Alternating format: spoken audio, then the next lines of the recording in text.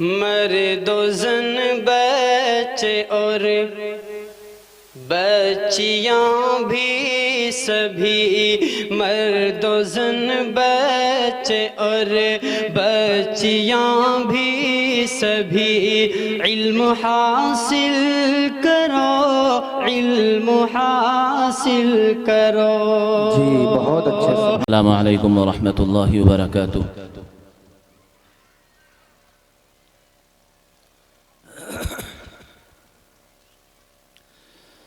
الحمد لله نحمده ونستعينه ونستغفره ونؤمن به ونتوكل عليه ونعوذ بالله من شرور أنفسنا ومن سيئات أعمالنا، من يهده الله فلا مضل له ومن يضلله فلا هادي له، ونشهد أن لا إله إلا الله وحده لا شريك له، ونشهد أن سيدنا وسندنا وحبيبنا وطبيبنا ومولانا محمدا عبده ورسوله. أما بعد، قال الله تبارك وتعالى في القرآن المجيد: بسم الله الرحمن الرحيم.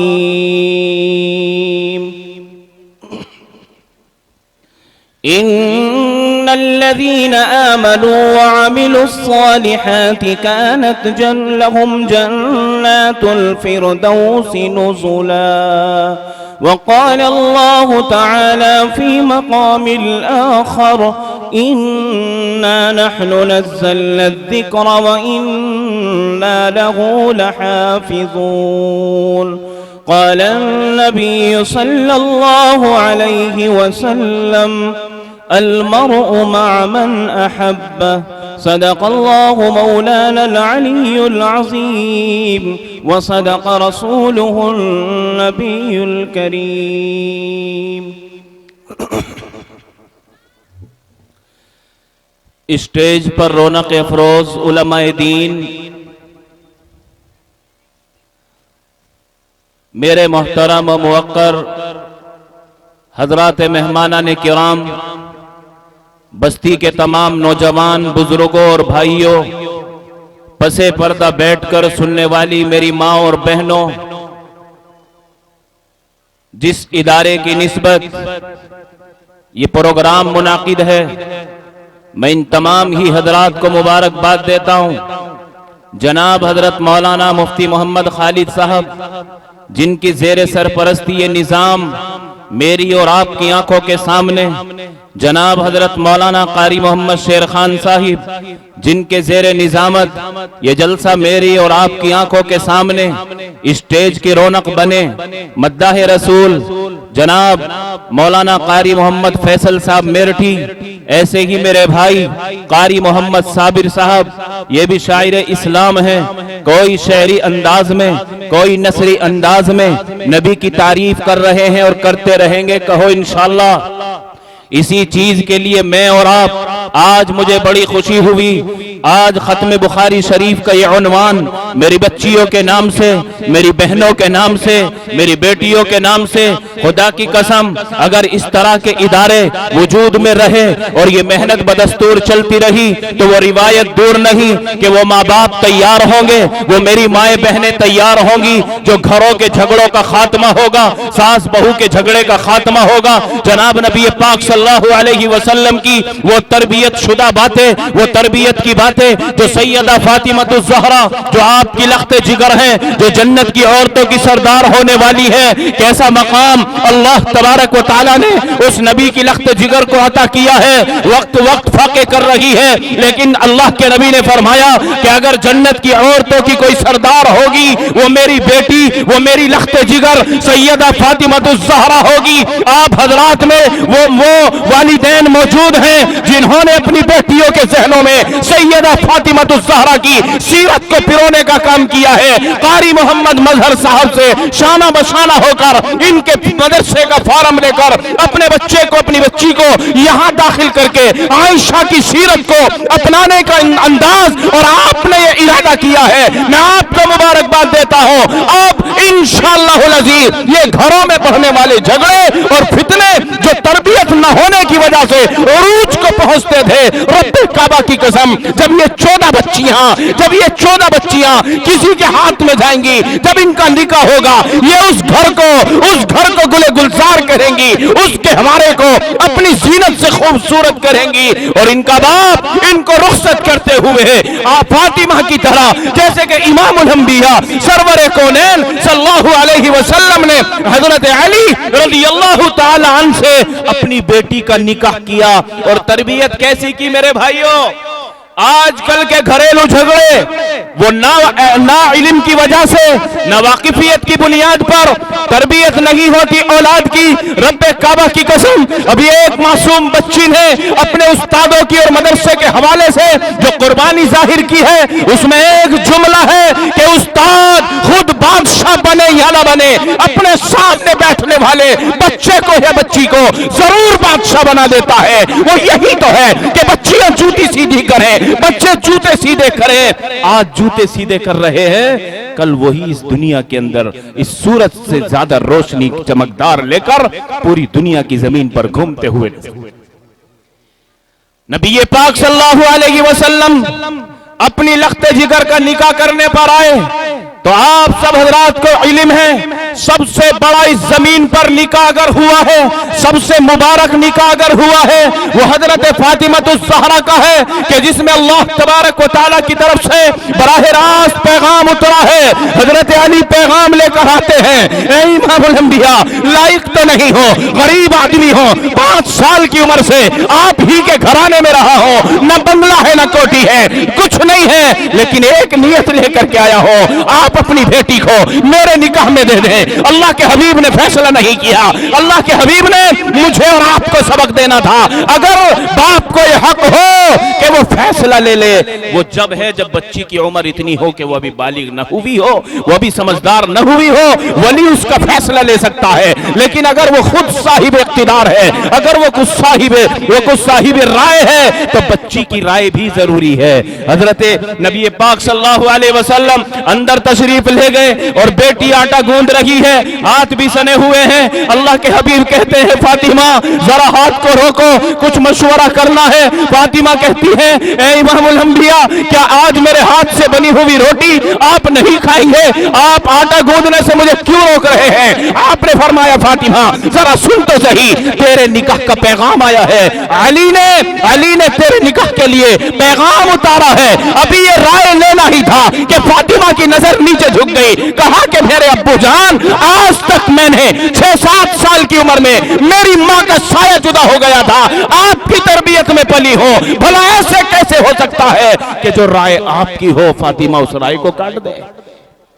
एक जुमला, इस निकाह को मैंने सबसे बड़ा निकाह क्यों कहा? एक जुमला जो आगे कहने चला, इमामुल अंबिया ने कहा कि बेटी मैंने फैसला नहीं किया, फैसला तुझसे लेने आया हो। लेकिन अभी फातिमा फैसला सुनाती कि अर्श इलाही की तरफ से जिब्रील अमीन के जरिए पैगाम आता है, इमामुल अंबिया जिस निकाह का मशवरा कर रहे हो, उस निकाह को अल्लाह तबारक व तआला कबूल करता है और इजाजत देता है आपको कि आप अपनी बेटी को अली के हाथ में दें। तो निकाह का फैसला कहां हुआ? अर्श इलाही पर। खैर, जिस सादगी के साथ, जिस शऊर और सलीके के साथ और जिस रिवायत को सामने रखते हुए निकाह हुआ, बड़ा तफसील से ये वाकया बड़ा मशहूर है, लेकिन मुझे अंदर इसमें नहीं उतरना, ना मौका है ना गुंजाइश है। ये तो इन हजरात उलमाए किराम की मोहब्बत है कि इन हजरात की मोहब्बतों ने मुझे यहां तक खींचा। हालांकि अभी जोहर के बाद मेरा बागपत में एक प्रोग्राम है जो असल अभी लिखा हुआ है, अल्लाह से दुआ करें कि वहां तक भी मैं पहुंच जाऊं। मैं आपसे सिर्फ ये कहने आया, जिस वक्त में हजरत अली का निकाह हो गया, हजरत फातिमा का निकाह हो गया, सारे वालिदैन यहां जमा हैं, हमारी माए बहनें भी सुने, जब अपनी बेटियों को घरों से रुखसत करे तो उनको कहना कि शोहरों की इताअत اطاعت کرنا, ان کی خدمت میں کمی آنے نہیں دینا. یہی امام الانبیاء کی تربیت ہے. آپ نے دائیں طرف اپنے ہی داماد رسول 5 سال کی عمر سے پالا ہے حضرت علی کو. امام الانبیاء نے دائیں طرف بٹھاتے ہیں, فاطمہ کو بائیں طرف بٹھاتے ہیں, اور علی کے سر پر ہاتھ رکھ کر کے کہتے ہیں, علی میری بچی کی تربیت ایسی نہیں ہو پائی جو ہونی چاہیے تھی, کیونکہ اس کی ماں کے اوپر, اس کے سر کے اوپر ماں کا سایہ 6-7 سال کی عمر تک رہا. اس کے بعد اس کی ماں اس کے سر پہ نہ رہی. ماں اپنی بچی کی کیسی تربیت کرتی ہے, حالانکہ امام الانبیاء سے بہتر کوئی تربیت نہیں کر سکتا ہے. علی اگر میری بچی سے, اگر میری بیٹی فاطمہ سے تیری خدمت میں کوئی کمی آ جائے تو اسے درگزر کر دینا, اسے معاف کر دینا. اس کے سر کے اوپر ماں کا سایہ نہیں ہے. حضرت علی رونے لگتے ہیں, امام الکونین یہ کیسی باتیں کرتے ہو, میں آپ کی بیٹی کی لغزشوں کو تلاش نہیں کرنے والا, میں چوکوں کو دیکھنے والا نہیں, میں تو خود ڈر رہا ہوں. میں غریب آدمی ہوں اور امام الانبیاء کی بیٹی میرے نکاح میں آ رہی ہے, میں اس کی کیسے خدمت کر سکوں گا. اللہ کے نبی نے گردن گھمائی اور فاطمہ کے سر پر ہاتھ رکھا اور کہا, میری بیٹی علی کو میں جانتا ہوں, علی میرے ہی گھر میں پلا ہے. علی امیر آدمی نہیں ہے, وہ بہت غریب آدمی ہے. کبھی اس کو پریشان مت کرنا, بڑی بڑی ڈیمانڈ مت کرنا, بڑے فیصلے مت لینا. علی بھوکا نہ رہے چاہے تجھے بھوکا رہنا پڑ جائے. یہ وصیت کون کر رہا ہے؟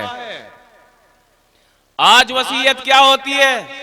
اگر بیٹی اپنے سسرال میں سے ماں کو فون کر دے, امی جان آج ساسو نے یوں کہہ دیا, نند نے یوں کہہ دیا, شوہر نے یوں کہہ دیا, دیور نے یوں کہہ دیا, تو ماں بجائے اس جھگڑے کو مٹانے کے بہانے کا کام کرتی ہے. میری بیٹی اگر آئندہ تجھے کوئی کچھ کہے مجھے بتا دینا, تیرا ابو کو بھیج دوں گی, تیرے بھائیوں کو جمع کر دوں گی. یہ جھگڑا اٹھانے والی بات ہے, ورنہ ماں کو کہنا یہی چاہیے کہ اپنی ہی بیٹی کو سمجھا کر, اپنی ہی بیٹی کو کہہ کر, بیٹی جو تیرا سسر ہوا ہے وہ تیرا باپ ہے, جو تیری ساس ہوئی ہے وہ تیری ماں ہے, جو تیری ننند ہے وہ تیری بہنیں ہیں, اور جو تیرا شوہر ہے اس کی خدمت تو تیرے اوپر واجب ہے. سیدہ فاطمہ الزہرا رضی اللہ تعالی عنہا سر پر مبارک ہاتھ ہے, کہا کہ بیٹی میرا علی غریب ہے, اس سے کبھی بڑی فرمائش مت کرنا, خود بھوکی رہ لینا, خود بھوکی رہ لینا, لیکن اس کے اوپر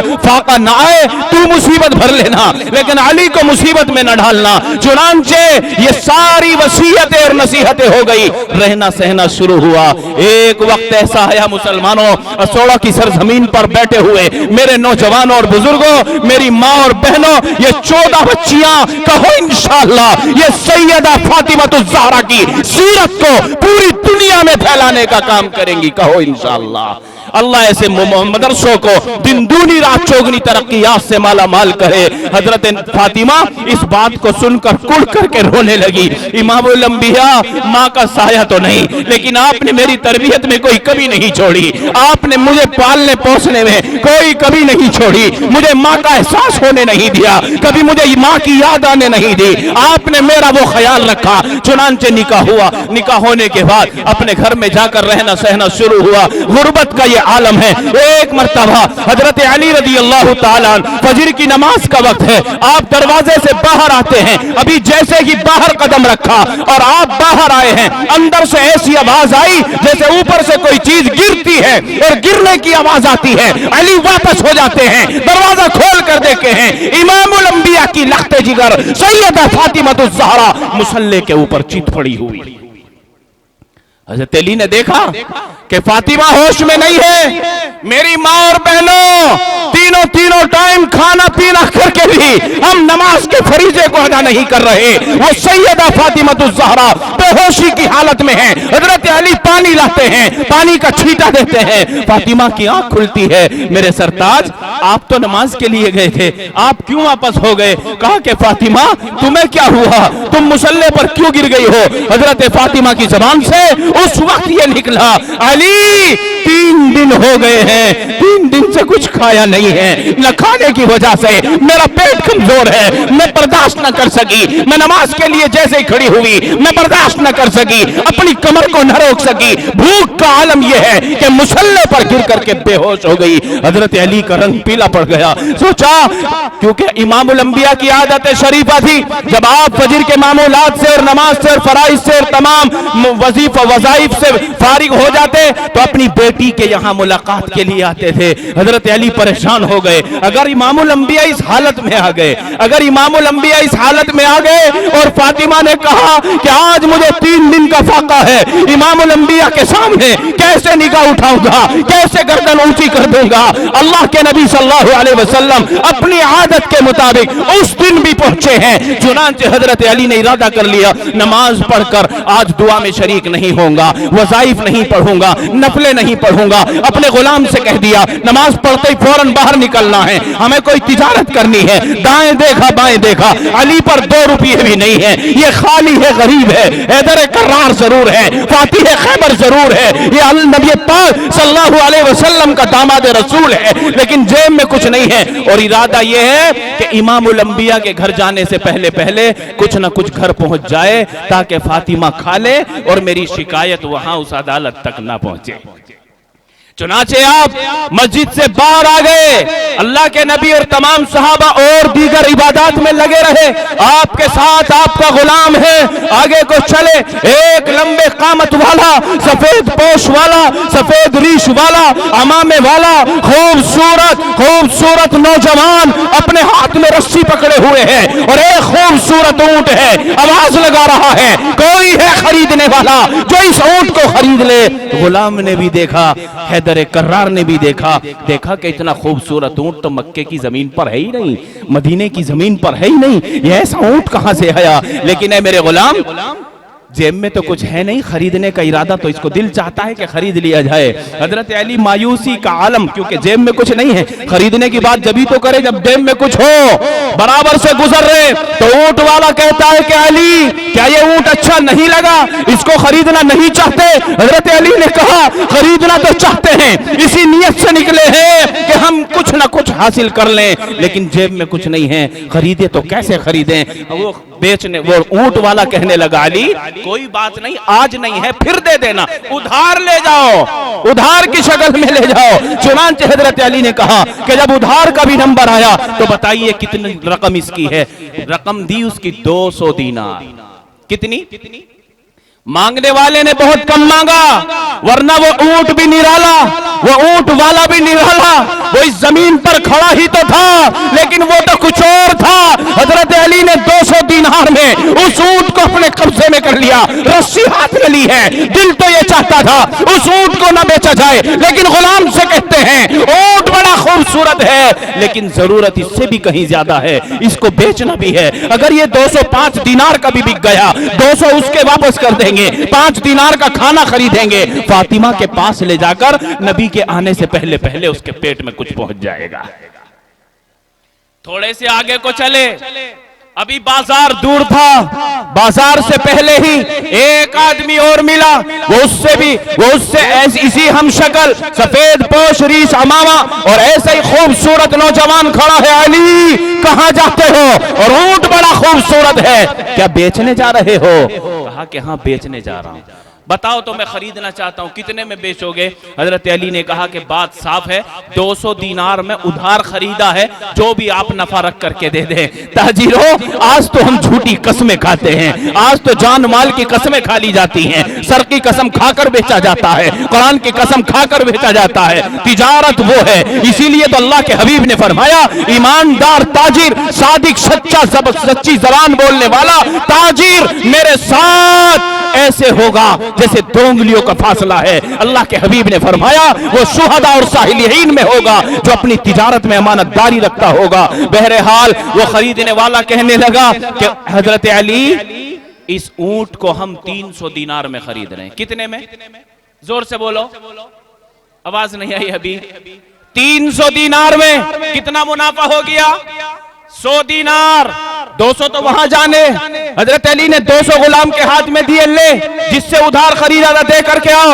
غلام نے ساری گلیوں میں چکر کاٹا، مدینے کی گلیوں میں چکر کاٹا، وہ ادھار بیچنے والا نہ ملا۔ آپ کھانے کی تلاش میں لگ گئے، آپ نے کچھ کھانے کے لیے لیا۔ روایتیں موجود ہیں کہ کچھ ایسا کھانا تھا کہ سیدھے دسترخوان پر رکھ کر کھائے جانے کے لائق تھا، کچا آٹا بھی اس میں تھا، کچھ پکا ہوا بھی تھا۔ آپ گھر کے اندر جیسے ہی داخل ہوئے، امام الانبیاء تشریف فرما ہیں۔ کون؟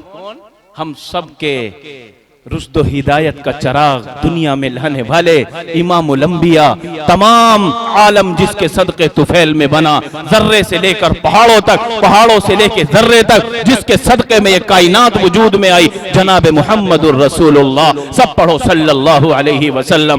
خود پہلے ہی تشریف فرما ہے۔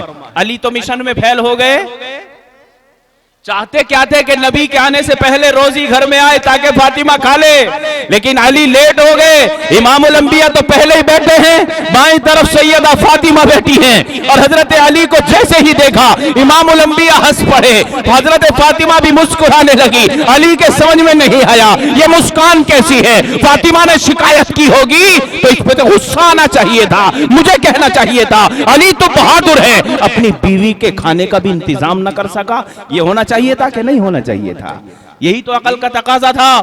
لیکن اللہ کے نبی کے سامنے جب علی آ کر کے کھڑے ہوئے، امام الانبیاء کچھ کھانا لے کر آیا ہوں، آپ بھی کھائیں گے ہم بھی کھائیں گے، دسترخوان بچھانے کا حکم فاطمہ کو دے رہے۔ اللہ کے حبیب نے فرمایا سوڑے والو، علی دسترخوان بھی بچھے گا، کھانا بھی کھائیں گے، لیکن یہ بتاؤ اونٹ کا واقعہ تم بتاتے ہو یا میں بتا دوں؟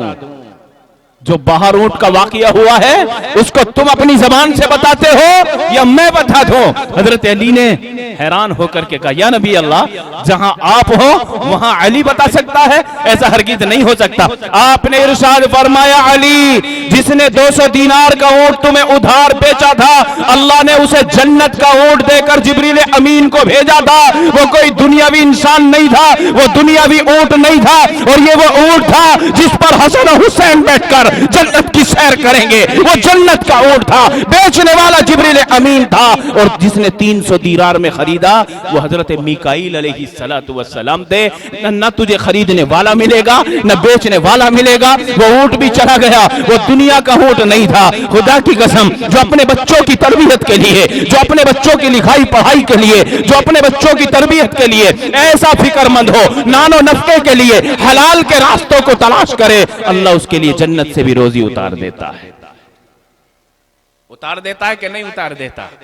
میری ان بچیوں کو علم ہوگا اشرف علی تھانوی گود میں کیسے آ سکتا ہے، جنید بغدادی کا جنم گود میں کیسے ہو سکتا ہے، یہ بغیر وضو کے اپنے بچوں کو دودھ نہیں پلائیں گی، یہ سیرت ان کو پڑھا دی گئی، یہ اپنی ساس کا حق سمجھ گئی، یہ اپنی بہنوں کا حق سمجھ گئی۔ اس لیے میرے بھائیوں میں مبارکباد دیتا ہوں ان حضرات کو کہ جن کی بچیوں نے، بہنوں نے، بیٹیوں نے یہ درس بخاری کا درس پڑھا، اور اس قرآن کریم کے بعد جس کا دوسرے نمبر پر ذکر ہے بخاری شریف کا، اس کتاب کو اپنے سینوں میں اتارا۔ ان بچیوں کی پل پل حفاظت فرمائے۔ دیگر حضرات جو ہیں وہ نیت کریں انشاءاللہ، جن گھروں کی بچیاں اسلام کی تعلیم حاصل نہیں کر رہی، آج دیکھا جا رہا ہے، کہنے کا موقع نہیں ہے کتنی بڑی تعداد ہے، نماز تو نماز ہے، روزہ تو روزہ ہے، وہ بچیاں اسلامی تعلیمات نہ ہونے کی وجہ سے، اپنے اللہ کی معرفت ان کے دل میں نہ ہونے کی وجہ سے، قرآن کا علوم ان کے دل میں دماغ میں نہ ہونے کی وجہ سے، آج غیروں کے ہاتھ میں ہاتھ دے کر، ماتھے پر تلک لگا کر مجھے اور آپ کو جگانا چاہتی ہے، کیونکہ ان کے گھر والوں نے ان کے دلوں میں اسلام کی تعلیم نہیں اتاری، قرآن کی تعلیم نہیں اتاری۔ رب کعبہ کی قسم، اگر ان کے دل میں بھی قرآن کی تعلیم ہوتی، بہشتی زیور کے مسائل ہوتے، ختم بخاری شریف کے موقع پر یہ اجلاس ہوا، بخاری کی روایت ہوتی، مسلم کی روایت ہوتی، مسائل ان کے سامنے ہوتے، تو وہ کبھی بھی ہمیشہ ہمیشہ کی جنت کو چھوڑ کر جہنم میں جانے کا راستہ اختیار نہ کرتی۔ بس میں اپنی بات کو ختم کرنے پہ آیا۔ ہم سب کو کہاں جانا ہے؟ بولو، زور سے بولو۔ دیکھو اب یوں کہہ رہے ہیں کہ ہمیں تو اپنے گھر جانا، سیدھے سیدھے گھر جانا۔ یہ تو عارضی جھوپڑیاں ہیں، یہ تو عارضی بنگلے ہیں، یہ تو عارضی کوٹھیاں ہیں۔ آج حشاش بشاش بیٹھے ہیں، نہ جانے کل کا سورج کون سی آنکھ ہے ایسی جو دیکھ پائے گی، کون سی آنکھ ہے جو نہیں نصیب ہوگا، کون ہے جو عصر کی نماز تک جینے کا اور عصر کی نماز تک زندہ رہنے کا دعویٰ کرے گا، کسی کو نہیں پتا۔ کل نفس ذائقۃ الموت، ہر جاندار کو موت کا ذائقہ چکھنا ہے۔ ہمیں کہاں جانا ہے؟ بولو جلدی۔ اوپر اوپر، اور اوپر جا کے گڑبڑ ہو گئی تو خالی اوپر سے فیصلہ نہیں ہو رہا ہے، جنت میں، بولو زور سے، جنت میں جانا ہے۔ جنت کتنی ہے؟ کیا کہہ رہے کتنی ہو؟ ہمیں تو ایک میں پہنچوا دیے۔ میں ان سب سے کہوں گا، مفتی خالد صاحب سے، مولانا منیر صاحب سے، قاری مظہر صاحب سے، خدا کی قسم کھا کر کے کہتا ہوں، اگر آپ کا صحیح معنی میں ان سے دوستی کا ہاتھ ملیا، میں دعوے دار ہوں انشاءاللہ آپ کو جنت نصیب ہوگی۔ کہو انشاءاللہ۔ جنتیں کتنی بنائی اللہ تعالیٰ نے؟ 8 جنتیں بنائی ہیں، 8۔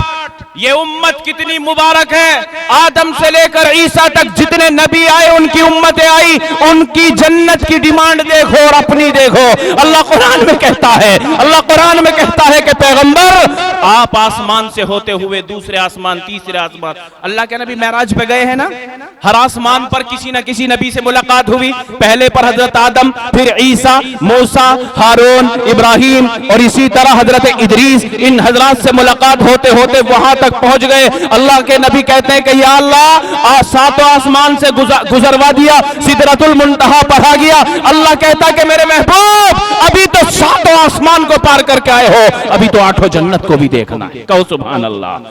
8 جنت کو بھی دیکھنا ہے۔ سب سے پہلی جنت کا نام ہے مسلمانوں، یہ خالی جو میں لفظ جنت کہہ رہا ہوں نا، یہ سب سے پہلے نمبر کی جنت ہے، سب سے پہلے نمبر کی۔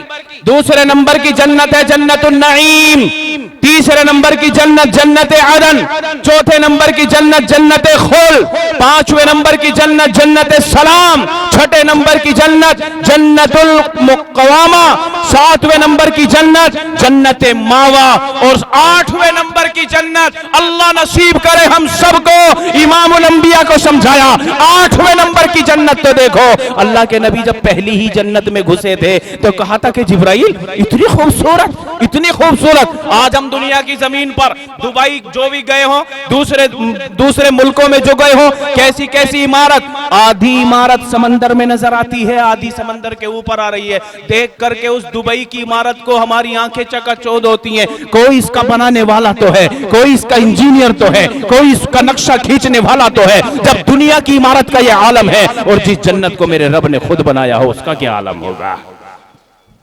اللہ کے نبی کہتے ہیں اللہ تعالیٰ اتنی پیاری جنت، اللہ کہیں گے کہ 8ویں میں تو چل۔ 8ویں کا نام جب مسجدوں میں پیسے بلتے ہیں تو ہمارا امام اسی 8ویں جنت کی دعا دیتا ہے۔ 5 روپے 10 روپے لے کر کوئی بچہ آیا، محمد عبد الرحمن اپنے مرحومین کے ایصال ثواب کے لیے 10 روپے لایا ہے، امام کہتا یا رب جتنے بھی مرحومین کی اس نے نیت کر لیا ان کو جنت فردوس، یہ سب سے بڑی جنت ہے۔ اور یہ جنت کون سی جنت؟ جب اللہ کے نبی نے 8 جنت دیکھی مسلمانوں، اور وہاں سے گھوم گھام کر تفریح کی مزاج میں واپس ہوئے، اللہ پوچھتا ہے کہ میرے نبی کون سی جنت بڑھیا لگی؟ اللہ کے نبی نے کہا کہ یا رب جنتیں تو ساری اچھی ہیں، لیکن اگر کوئی فنکشن بڑھا ہوا ہے وہ 8ویں جنت جنت الفردوس میں ہے۔ قربان جائیے میرے نبی پر کہ آپ کی زبان وہاں کھلی، آپ نے جرأت کر کے کہا اے اللہ تعالیٰ میری امت کو کون سی جنت دینی ہے؟ نمبر 1 آنی ہے، یہ نمبر 2 آنی ہے۔ اللہ بھی جوش میں آ گیا، اے میرے پیغمبر تمام نبیوں میں تو نمبر 1 ہے، تمام کتابوں میں تیرے اوپر نازل ہونے والی کتاب بھی نمبر 1 ہے، ساری امتوں میں تیری امت بھی نمبر 1 ہے، مجھے اپنے چاہو جلال کی قسم تیری امت کو جنت بھی نمبر 1 دوں گا۔ کہو سبحان اللہ۔ تو کون سی جنت میں جائیں گے؟ جنت الفردوس۔ دنیا کا وقت تو جو تقدیر میں ہے گزر ہی جائے گا، کبھی ملے گا کبھی نہ ملے گا، کسی پہ کچا مکان ہوگا کسی پہ پکا مکان ہوگا۔ یہ ہماری بیٹیاں یہ ذہنوں میں لے چکی دنیاوی مقصد، دنیاوی زندگی مقصد نہیں ہے، آخرت کی زندگی مقصد ہے۔ ایک برف بیچنے والا اپنی برف کی سرلی کو سامنے رکھ کر کے بیچنے کے لیے بیٹھا ہے، کوئی خریدنے نہیں آتا، یہ شور چاہتا ہے ارے کوئی تو آ جائے اس سے پہلے کہ میری برف کی سلی دھل کر کے ختم ہو جائے، ارے چاہے سارے دام نہ دو کچھ ہی دے دو تاکہ مجھ سے کچھ تو نفع ہو جائے۔ اسی برف کی سلی کی طرح میری تیری زندگی ختم ہوتی جا رہی ہے، ایک نہ ایک دن دنیا سے جانا ہے۔ کہو انشاءاللہ ہم جنت الفردوس میں جائیں گے، جائیں گے انشاءاللہ، اسی کی تیاری ہے۔ اللہ قرآن میں ان الذین آمنوا وعملوا الصالحات کانت لہم جنات الفردوس نزلا، اس وقت ہم مہمان ہوں گے اور اللہ تعالیٰ خود میزبان ہوں گے، اللہ تعالیٰ خود میزبان ہوں گے۔ جہاں اللہ میزبان ہوگا وہاں پھر میزبانی کا عالم کیا ہوگا۔ اس لیے نوجوانوں اللہ نے ہمیں قرآن دیا ہے، اللہ نے ہمیں امام الانبیاء دیا ہے، ہمیں اللہ نے کلمے کی توحید دی، کلمے کی یہ دولت دی ہے، توحید کا سبق دل میں دیا ہے، اس کی قدر کریں، اس کے تقاضوں کو پورا کریں۔ اس کا تقاضا رات میں نے قاری شیر خان کی نظامت میں چلنے والے چڑاوک والے جلسے میں بھی کہا تھا، کلمہ پڑھنے والے اور نہ پڑھنے والے میں صرف یہ فرق ہے کہ جنہوں نے نہیں پڑھا وہ اپنی مرضی کی گزارتے ہیں، جنہوں نے پڑھ لیا ہے وہ اپنی مرضی ختم کر کر رب اور رسول کی مرضی کے مطابق زندگی گزارتے ہیں، گزاریں گے انشاءاللہ۔ تو جاتے جاتے میں اس ادارے کے لیے اور پہلے میں ان خوش نصیب والدین کو دیکھنا چاہتا ہوں، ان بچیوں کے والدوں کو دیکھنا چاہتا ہوں کہ جن کے گھروں میں یہ گلاب کا پھول کھلا ہوا خوشبو دیتا ہوا جا کر کے بیٹھے گا، یہ اپنی بہنوں کے وقار کو پہچانیں گی، یہ اپنی ماں کی خدمت کو پہچانیں گی۔ کون ہے جو سب سے پہلے آ کر کہے کہ میری بیٹی بخاری پڑھ چکی ہے، میری بہن بخاری پڑھ چکی ہے۔ جس مدرسے میں بیٹھ کر مولانا منیر صاحب کے سامنے جو شیخ الحدیث اول ہوتے ہیں ان کے سامنے بیٹھ کر قال قال الرسول کی صدائیں ان بچیوں نے اپنی زبان سے پڑھی ہیں، ان کے کانوں نے سنا ہے۔ میں کسی کو کہنا چاہتا ہوں کہ اس مدرسے کے لیے جاتے جاتے کون ہے میرا بھائی مجمع میں، زیادہ بڑی رقم کا کوئی مطالبہ نہیں، ہمت کر کے کوئی کھڑا ہوگا جس مدرسے میں میری بیٹی بہن نے بیٹھ کر بخاری کا درس پڑھا ہے۔ ہم قاری مظہر صاحب کو جاتے جاتے یہ انعام ان کے مدرسے کے لیے پیش کرنا چاہتے ہیں۔